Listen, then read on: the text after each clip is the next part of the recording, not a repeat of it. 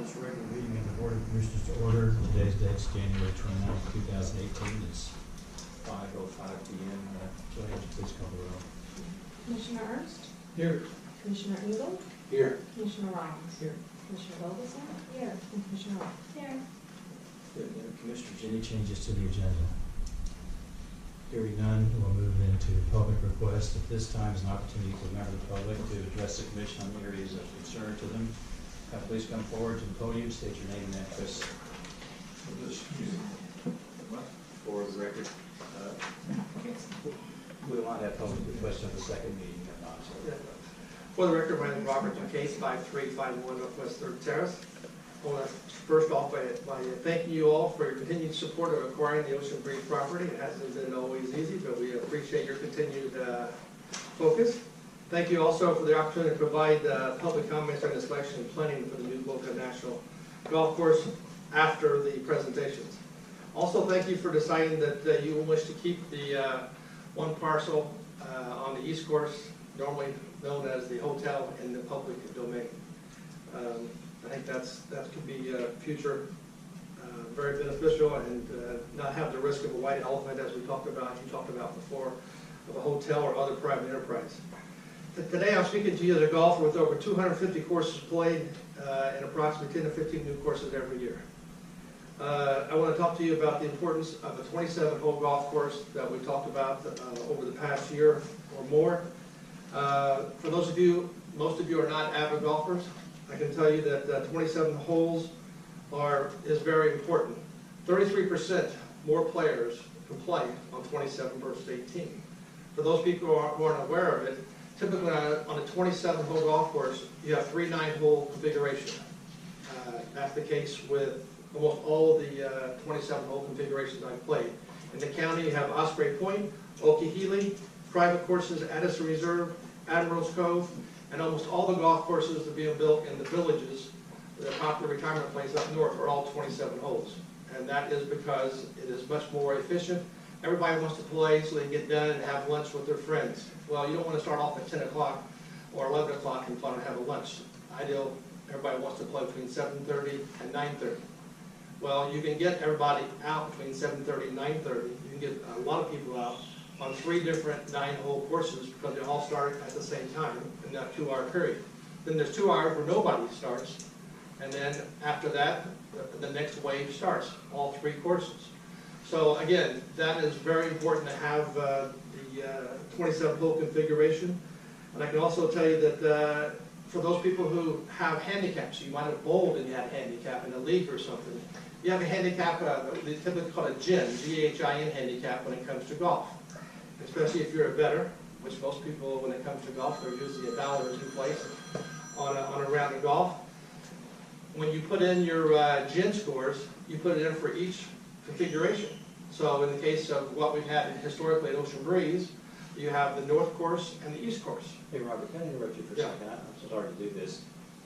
These are the kind of things that probably you're going to get an opportunity before we rank the golfers to bring this information out. It'll probably be a lot fresher on our minds if you deliver this, your expertise at that point. I'm just suggesting you're welcome to continue. Right. I'm almost done. Okay. I was hoping that there'd be some of the golf architects here because unfortunately this type of information wasn't in the RFP. The RFP was pretty open as far as whatever they wanted to. I know we talked about hotels in the RFP. Well, we had a discussion about the hotel, and you know, there's still some debate about what's the right thing to do on that. And you'll be able to hear the architects. There will be committees that will be formed afterwards to provide input. Every one of the RFPs, if you look at some of them, show that they want community input. So right. You'll have that opportunity to give all these details, and I'm sure you will. Okay, but I know that unfortunately most of the commissioners are not golfers, maybe like you and I who play more regularly, or maybe some of you are having golf leagues, or you play 2 or 3 times a week. Unfortunately, I don't. Greg might be able to tell you about the avid golfers. But one more point on 27 holes, and that is maintenance. If you're looking for a golf course for the residents, in the summertime, aeration takes place. And if you have aeration, for those people who don't know, they put big holes in the golf course, especially in the greens. It's not very pleasant when you go out there and find out, you know, you get to the first green, oh no, they've aerated, and you have a bumpy, putting across the green, and you hope that, matter of fact, sometimes it can be so bad, everybody in the group just says, okay, 2 putts if you're on the green, and that's it. That's the way I am. Okay. So, guess what? If you have 27 holes, what typically happens, you take 9 holes out for aeration every 3 to 4 weeks in the summertime. And who are the biggest players in the summertime? It's the residents. So if this course is for the residents, I really think it's going to benefit the residents to have 27 holes. Also, on a longer term maintenance, for 27 holes, you take out 1 9-hole for the entire summer, or for 6 months. You still have 18 holes to play.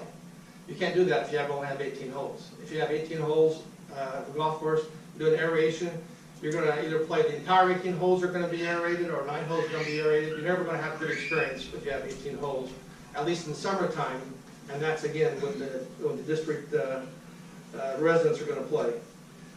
Also, with regard to issues with the golf school, I know we talked about obviously some of these are high-end golf schools.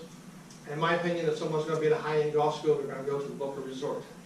I've been to golf schools myself at Sandalfoot when I first started playing. Then I played at Meisner Country Club. I had lessons there with video lessons, which I strongly recommend anybody who needs help. And then lastly, I had lessons at the Boca Resort over at their country club. So there's all kinds of different levels of lessons that people are going to have. I just don't think that having a specific golf school here necessarily is going to help that much. If you have a 27-hole configuration, you're going to be able to have 2 hours of dedicated time for golf schools to have the whole driving range for people to practice. So again, thank you for your help, and thank you for your consideration.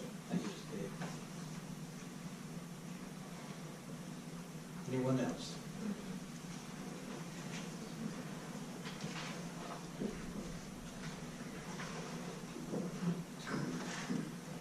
Hello, everybody. For the record, my name is Jason Reed. I'm at 6971 North Federal Highway, Suite 405.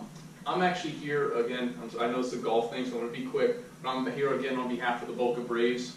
I'm not here as a coach. I'm here as a mentor to the children. I've heard again that there's talk of not putting any football lines and/or field goals on the new field at Patrick Park. I actually who told you that? I've gotten it from, it's not coming directly to me. It keeps coming through my board members and I keep getting emails. I want to put that to rest. Has anybody had any discussion regarding keeping football out of Patch Reef? Has never come before this commission, so you can put your mind at ease. Right. Nothing has been resolved there. Okay. We understand that's a football venue. Yes, sir. And I don't mean to cut you short. No, you have a meeting, and I don't want to take up time in your meeting. I just don't want these kids, like the kids that I pick up from tutoring, because they're in their after school, because their parents won't. And I would never know that child if they didn't play football with my kids, or the kids that I buy the school supplies for. They're like, getting emotional up here, because it means a lot to me, because those kids, I come from a single parent household, and if it wasn't for my coaches, I wouldn't have made it through high school, I wouldn't have went to college, and I'm paying that forward to these kids, and I'm so scared that we're going to lose that for them. When we got 200 plus kids out there every year that are, are they all completely 100% City of Boca residents? No, but they're Palm Beach County residents. They're in West Boca, some, they're in Delray, they're here, they're in and amongst us, and they go to school with our kids, they function with us, and we've been able to give them, like, I take these kids to eat at Duffy's on a Friday, you'd think we were at Morton's. They've never been there. Like, I don't know how else to put it, and so that's why I'm back here again, and I really do apologize for stealing your time. I just want to touch. I appreciate I just want to touch sentiments. base on it. We're about the kids. I mean, and thank you for what you're doing for these kids. I appreciate it. I know how tough it is to get to the microphone. I know how these kids touch your heart. We feel the same way. So we're not going to reject those kids. I promise you. Okay. Yes, sir. Thank you very much. Thank you for coming. Good job. Anyone else? You do good. Yeah, this is a public forum, and we appreciate the members of the public coming and sharing what's on their mind. That's the reason why I have this public request on our agenda. And folks like the gentleman just spoke recently are the reason why I do what we do. So, and the rest of us feel the same way. So, thank you very much for coming out this evening. Seeing no one else approach the podium, I'll close this portion of the meeting. And commissioners, in your packet are the minutes of our previous board meeting held January 16, 2017. Move to approve. Second. Any discussion? Hearing none, all those in favor say aye. Aye. Opposed, like sign, passed unanimously.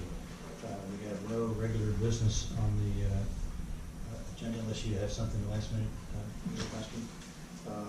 Mr. Treasurer, invoices for approval? I do have invoices, but I don't have the total number. I went through those. So I do recommend someone has that total number, and I have the checks here. I can add them up with everyone. No, I don't have the, wait a minute, I got it. You got it? The number is. The old treasurer has the complete list, of course. There's no mistakes. On the old. The former, I'm sorry. That's my fault. You get in big trouble saying that. Yeah. Chairman, I recommend the approval of $522,833.16. Second. Been moved and seconded, discussion. Hearing none, all those in favor say aye. Aye. Opposed, like sign, passed unanimously. Mr. Kosky, any reports? No, tonight. Okay. Commissioners, any reports? Susie? Good. Aaron? One report, I had the opportunity to go out to Gumbo Limbo yesterday, and I did see the entire staff painting Gumbo Limbo. And I have to say, I was very impressed with the dedication and the community spirit that everyone has, and it was extremely busy out there. They're painting amongst all the visitors who come in, so it is truly one of our jewels that we have to continue to protect. Thank you. Anything else, Greg? To adjourn? Unless you add something? There's no future agenda items at this point, so there's been a motion made to adjourn. Second. It's moved and seconded. All those in favor say aye. Aye. Opposed, like sign. Meeting adjourned.